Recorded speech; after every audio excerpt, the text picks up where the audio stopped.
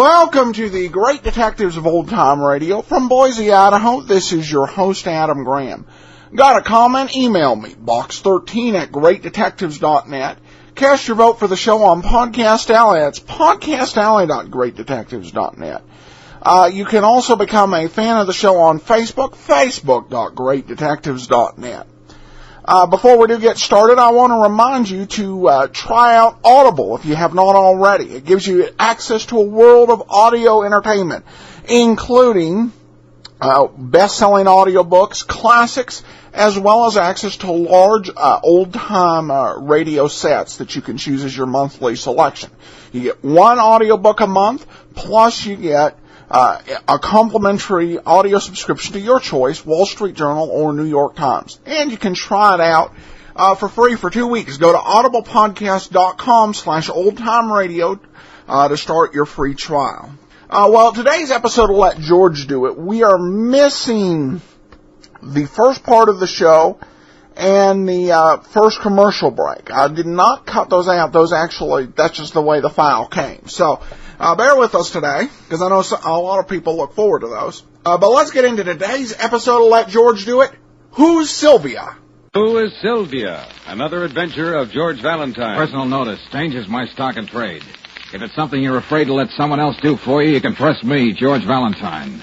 Write full details.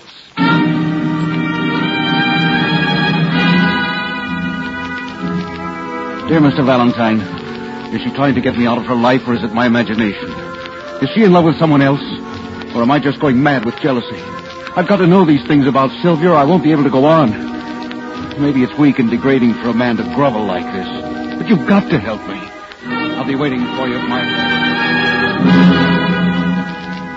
Waiting for you at my home between the hours of 2 and 4. Gratefully yours, Leslie Graham. Uh-huh.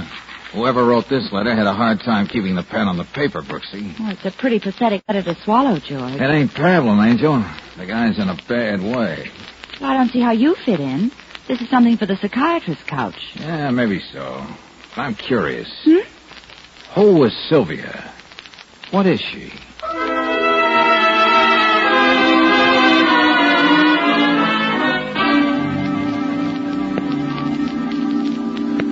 Valentine, we have to hurry. Sylvia may be back any minute. She's out shopping. Yeah, I was waiting for you to get started, Graham. Yes, why don't you pull yourself together? Valentine, I want you to put my mind at ease. Assure me one way or the other that the things I keep thinking are either right or wrong. Oh, in other words, you want me to spy on your wife? Oh, no, it's not as tawdry as that. It's something that happens to a man when he's in love with a creature as beautiful as Sylvia. Why don't you try trusting her, Mr. Graham? Why? Here, Miss Brooks. Take a look at this picture. Can't you see why the word trust becomes meaningless? Yeah, very choice. But there are a great many beautiful women in the world, Graham. Some of them even manage to wash diapers. No, you wouldn't understand. When we were first married, the only person I was jealous of was her dead husband. Then it started. I began to hate every man who stared at her in the street. Then whenever I was away from her, I was no good for anything. All right, now, all right. Now there's a handsome blonde gentleman named Tom Vickers who trails around after her. So you can see how... I can see everything, Graham, but it's no soap. Divorce cases as such are not in my line. You would help me if I could make you understand. Understand how a man can get on his knees and keep begging a woman over and over again to tell him that she loves it. Yes, you could be that much afraid of losing her, Valentine. Find the liquor cabinet, get him some brandy. Okay, George. Oh, I'm tired. Come on now, sit down. Now go on, do as I say, sit down. I feel like I'm dead inside. You'll be all right in a minute. Here, Mr. Graham. Take this. Thank you.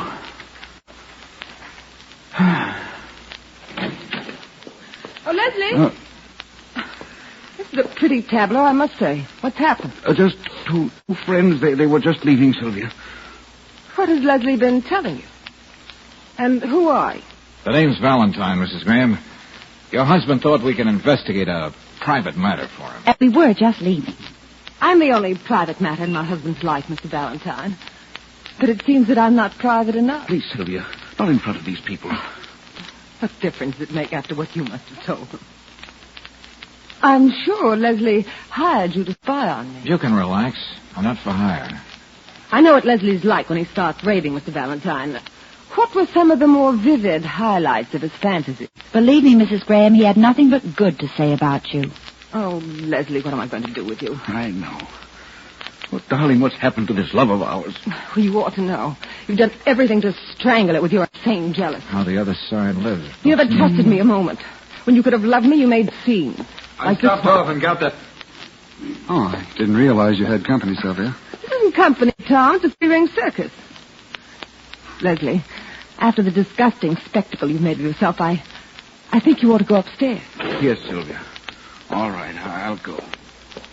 Sylvia, you shouldn't have spoken to Leslie like that. Oh, shouldn't I have? Here, darling, take these packages into the other room. But that's true. Please, You had... Tom, I want to speak to these people. Alone. Okay, Sylvia. Yes, Sylvia? I see we've become friends. You should live that long. No, I must apologize for Miss Brooks. Sometimes her frankness embarrasses me. What were you going to say? Well, Mr. Valentine, I wanted you to understand. I have to be firm with Leslie. If I coddled him, he'd only feel sorry for himself. Well, it seems to me that when a man's in a state like that, even a very beautiful wife could find a touch of kindness in her. Good night, Sylvia. Good night. You didn't mention your first name.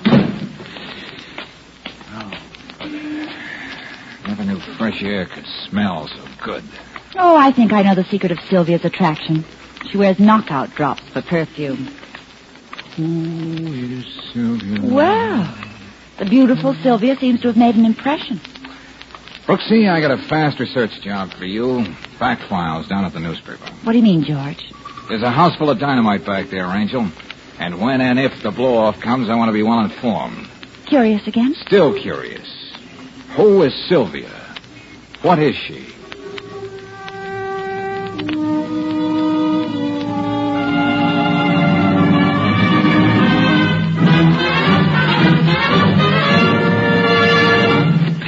George, I got all that stuff you wanted. And believe me, it took some digging. Good work, Brooksy. Let's see.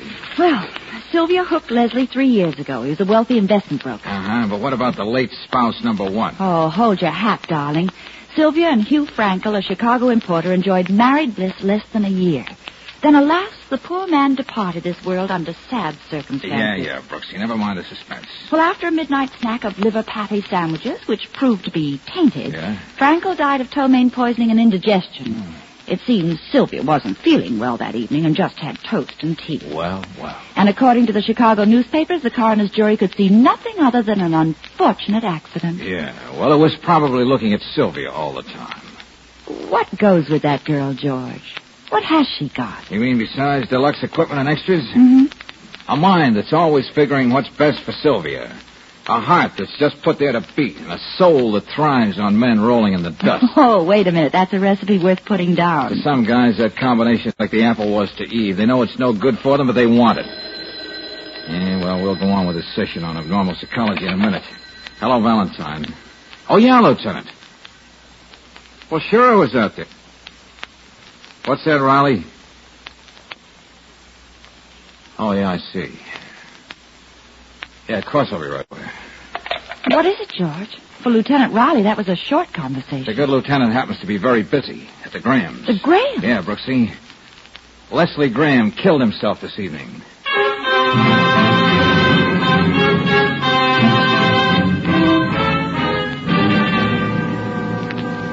Valentine, you wouldn't find me here at all tonight on what looks like a routine suicide case, except for one thing. Oh, I'm away ahead of you, Lieutenant. You found out that I paid a little visit to the Graham homestead yesterday. Mm-hmm. Then I was afraid to stay away, if you know what I mean. Oh, we both know what you mean. Don't be so understanding, Miss Brooks. I'm sorry.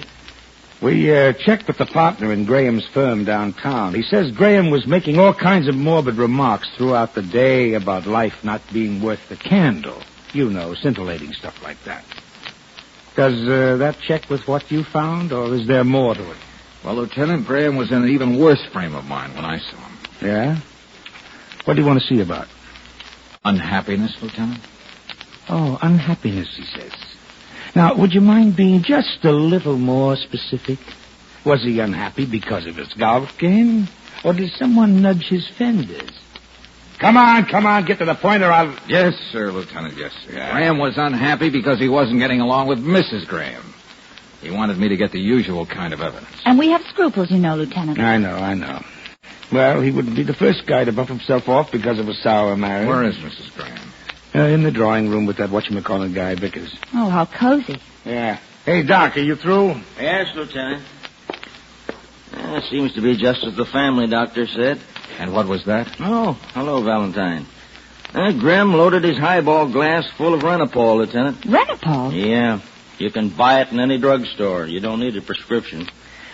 It's specific for headaches, mostly migraine. Well, wouldn't Graham have to take a lot of it? He took a whole bottle. Oh. And with whiskey, that really means a one-way ticket. Anyway, he didn't find it hard to take. It's practically tasteless. Well, I'll go and tell Mrs. Graham. There'll be an inquest in a couple of days. And I'll go write out my report. So long, Doc. All right, my fancy friend. Why did you hold out on the lieutenant like that? Did I do that? Oh, stop being coy, George. Well, everything I said was the absolute truth. Yeah, but you didn't say enough. You could have made this thing look more like murder and less like suicide. You know, house full of dynamite, the first husband who was crazy for liver patty sandwiches. Well, you heard the lieutenant, Angel. There'll be an inquest, so the facts will come out a few days later. Yes, but what's the idea? Just this, Brooksy. I want Sylvia to play hand as though she had all the cards in the deck. Give her every chance to make a slip. Oh. George. What have you got there under your top coat? You mean this? Oh, you swiped her picture. Oh, now, wait a minute. Yeah, I'm going to put it on my desk and just stare at it. What do you think it'll do to me? It'll get you a black eye from me. Oh, now, look, what's on your mind, George? I don't know, Brooksy. Let's say just a hunch. Now, you run along home. I'm going to pay a few calls on the neighborhood druggists. See you in the morning.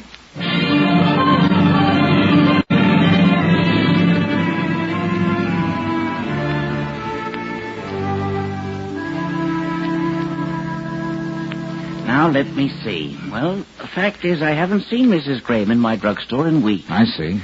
The truth is I sold one bottle of Renapol recently, and that was to a man. Yeah, well, what did he look like? Can you remember? Come on, try. Oh, that's easy. He was a big, strapping fellow. I was saying to myself, who'd think anybody like that would have a headache? Yeah, but what did he look like? Broad shoulders, blonde hair, like an athlete. That's enough. Thank you, friend.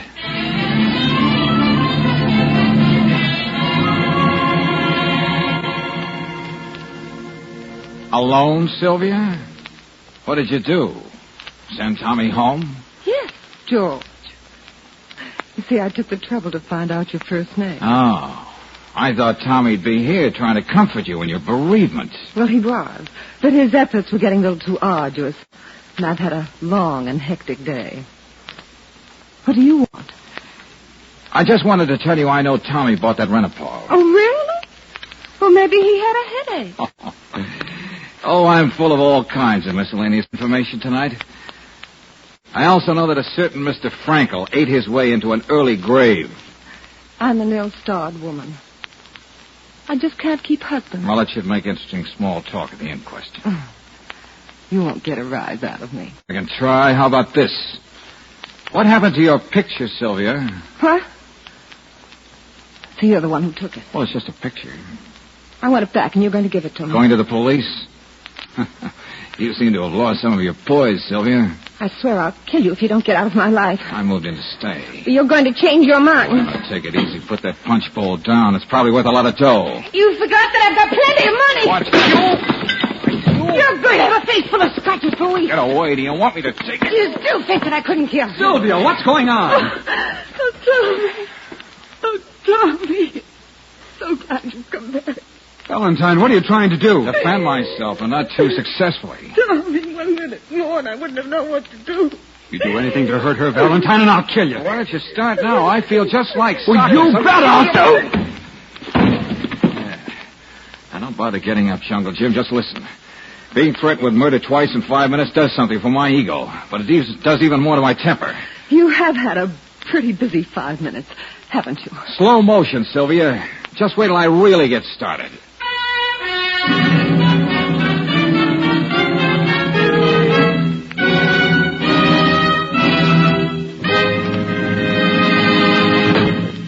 We'll return to tonight's adventure of George Valentine in just a moment. Brings you in deadly conflict with the wife, Sylvia. You can't say she's the most beautiful woman you've ever seen because you haven't seen them all. Yes, Sylvia, who has you threatened with death twice in 5 minutes. George, isn't it enough to have Sylvia's picture in front of you on the desk? You don't have to stare at it with a magnifying glass. Yeah, well, somehow, Angel, I don't feel I've gotten close enough to that lady. Well, you've gotten close enough for her to play tic-tac-toe all over your face. Well, it wasn't all one-sided. She has a few broken fingernails to show for it. Oh, darling, you know you're skating on thin ice. Especially now that you found out Vickers bought that Renapol. That's right. Go ahead and comfort me. Now, look, Brooksy. Yeah. This picture of Sylvia stealing all the glory from the beautiful mansion in the background was taken by a professional photographer. Well, so what? So his name is on the back of it, Horace Maddox in Sanford. I want you to have a chat with him. Way out in Sanford? Yeah, that's right. Find out when he took this picture, where, the name of the woman, everything. Oh, George, we know the name. Don't argue, Brooksy. Just make sure you're back in time for the inquest. I'm going to need that information. To prove what? Well, I'm only guessing now.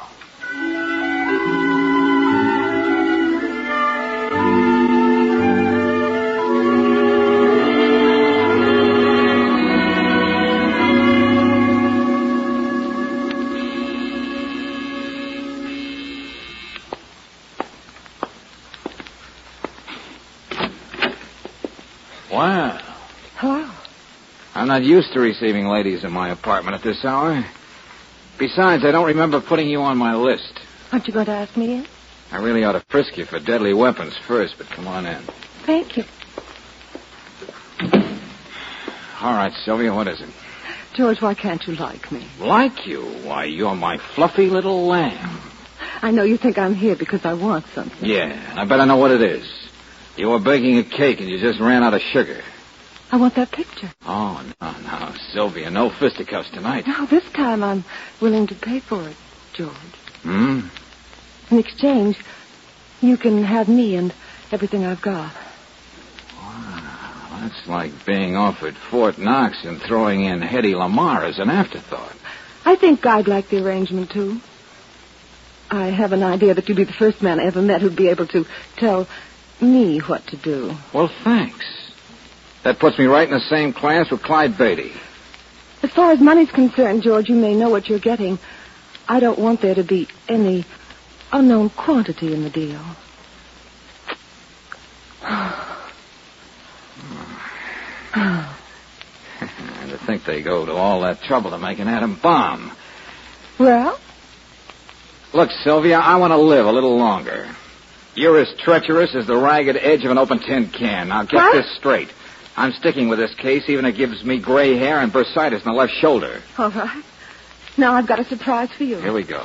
Yesterday, Tommy Vickers and I were married. Okay. You can stop rocking on your heels, George. Married to Vickers? And still making fancy offers? That could have been arranged.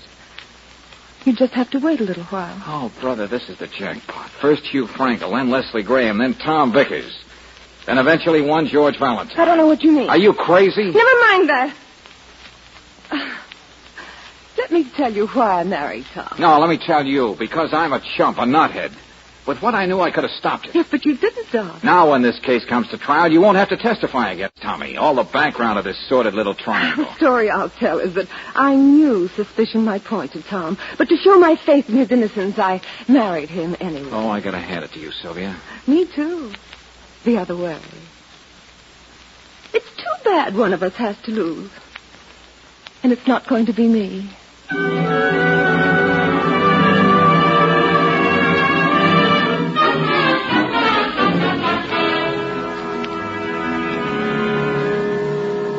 Oh, yes, Miss Brooks. I remember very well the day I took that picture. Well, that's fine, Mr. Maddox. Annie was so excited I could hardly make her stand still. Annie? Why, yes. Annie Ferguson, that's her name. Oh, yes, please go on. She was so beautiful that day. She kept rattling on about her father's mansion. She wanted to make sure that I got Woody Crest into the picture. In a way, it was, well, a little pathetic. Well, is there anything else you can remember about her? Well, I know she couldn't have been very happy there because shortly afterwards she ran away. Oh, I see. Well, now tell me, just how do I get to this Woody Crest? Oh, it's just on the outskirts of town. Any cab will take you there. Oh, that's fine. They'll be glad to see you. I know they've been trying to locate Annie all these years.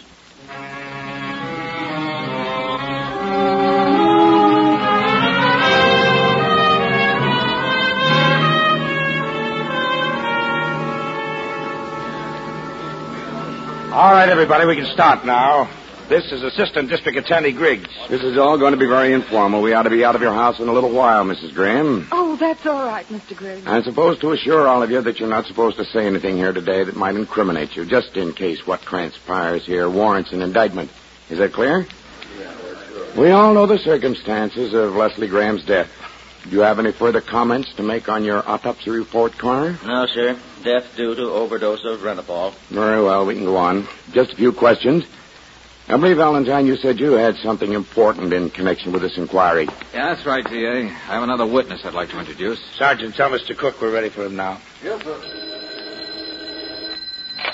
Hello? Oh, yes. Oh, yes, certainly.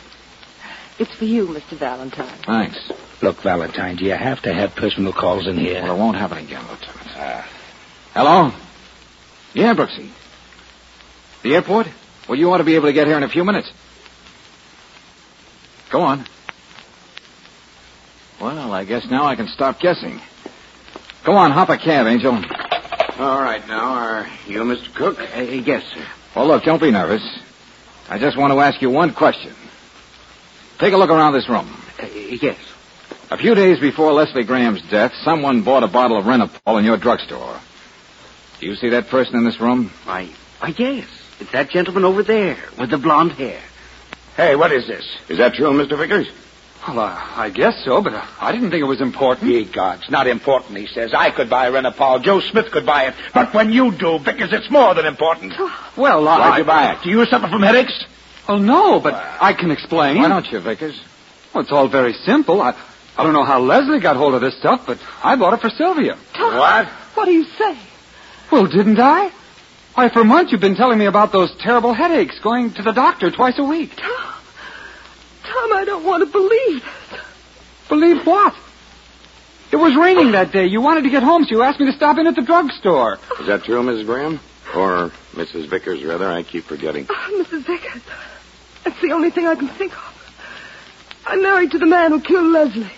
Sylvia. Keep talking, Mrs. Vickers. I haven't had a headache in ages. My doctor can tell you that. Tom. Oh, Tom, I believed you. You were such a comfort when Leslie wasn't himself. And now to think that you try to use me to get out of this terrible mess. But I'm not. I'm not. Leslie may not have been the best husband in the world, but he was a human being. Oh, Tom. Oh, Tom, I can't lie for you. Kiss of death. What did you say, Valentine?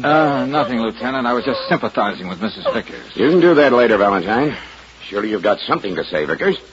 Oh, I could go on saying I'm innocent. What good would it do? If you didn't buy this Renapol for Mrs. Graham, then it couldn't have accidentally found its way into her husband's whiskey. Facts leave me no choice but to ask for an indictment for murder. Just a minute, Griggs. I'd like to say something. If it has something to do with the case, go ahead, Valentine. First of all, I agree that there should be an indictment for murder. Oh, what are you doing? Just making it unanimous? Come on, quit stalling. Hey, hold on there, young lady. Where do you think you're going? My way, Sergeant. I don't have to stall any longer, Lieutenant. Here you are, George. Good. What's this all about? 1 minute, D.A. Lieutenant? Briggs, take a look at this picture. Well, what about it? Just wanted you to look at it. Now, you, Sylvia. Do you recognize this? Well, of course. It's a picture of myself. And the house in the background. That's Father's mansion on our estate. Uh-huh. Gentlemen, take a look at this picture through this magnifying glass. The white plaque on the entrance post. Ordinarily, you can't see it. Go on, now, what does it say, Griggs? Well, I can make out, Woody Crest. Okay, that's the name of the place. But there's another word that follows. You can only see the first 2 letters. The shrubbery covers the rest. That's right. S-A... Well? Surprisingly few words in the English language beginning with S-A that fit with Woody Crest. Would you give us that word, Sylvia? No! Brooksy, you just came from Sanford. What did you find Woody Crest was? A sanatorium. More brutally, a mental institution. An insane asylum. They're still looking for one Annie Ferguson who escaped 5 years ago and embarked on a new life and a new career. Murder. It's gone on and on, if it weren't for you. Take it easy. Take it easy. Help me with the great Sylvia, no matter what they do, I'll stick by you. You didn't know what you were doing. Oh, Sylvia. You fool. Don't thought you realized that you were going to sit in the gas chamber for what I did to Leslie. And I'd get your money, too. But now you know. Yes, sir. Now we know who is Sylvia and what she is.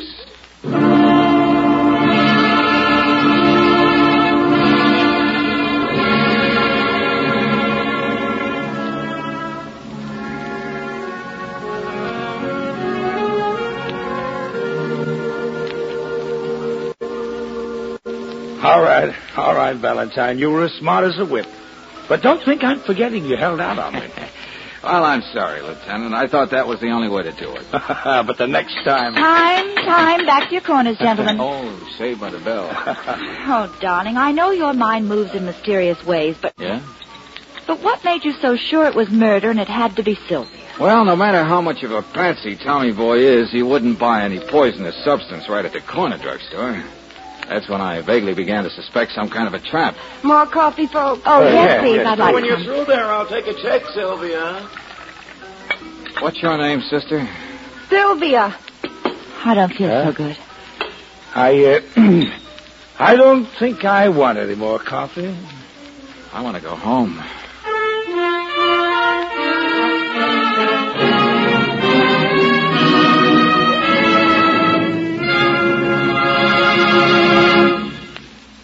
Most motorists today expect and deserve at least three things from their cars: fast starts, smooth acceleration, and lots of extra power.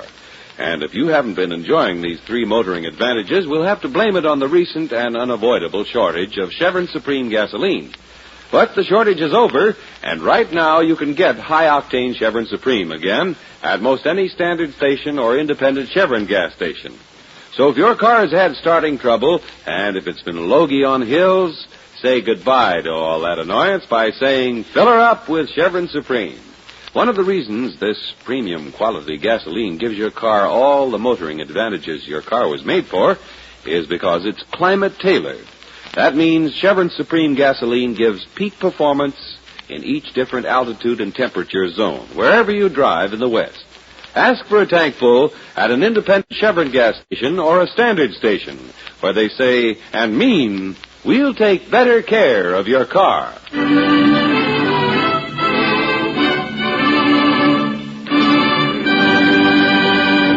Next week, when you tune our way for another adventure of George Valentine, you'll find George poring over the latest letter to come to his desk, a letter that reads, Dear Valentine, I bet you never heard of this before. I've got to commit a crime to keep from being a criminal. And what I've got to do involves murder. There's no way out for me unless I can get some help. You can't get in touch with me, so I'll be dropping in on you. The name, Phil Moran. Next week, a new and exciting case for George. Stand in for murder.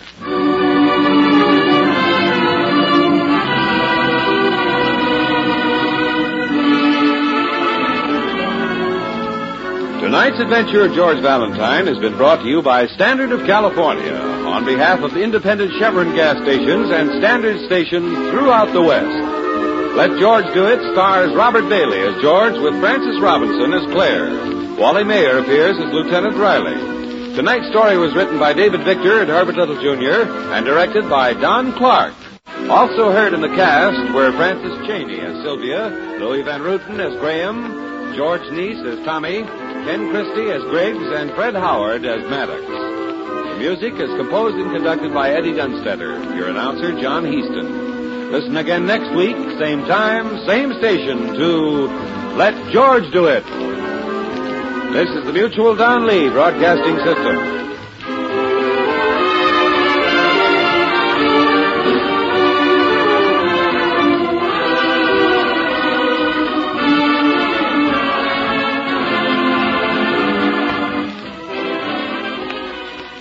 Welcome back. What a great, well-crafted